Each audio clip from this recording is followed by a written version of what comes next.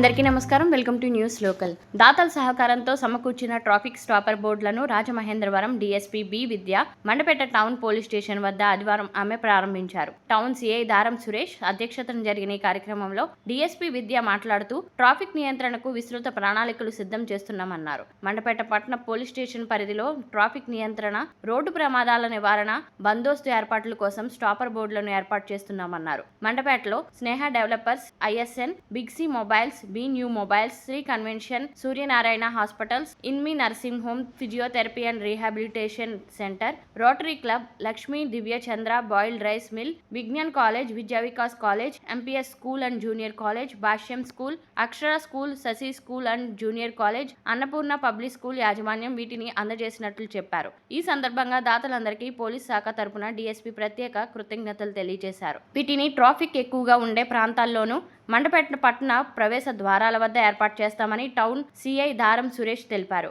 ఈ కార్యక్రమంలో town SI రాము, ఏఎస్ఐలు, police సిబ్బంది పాల్గొన్నారు. నమస్తే అండి.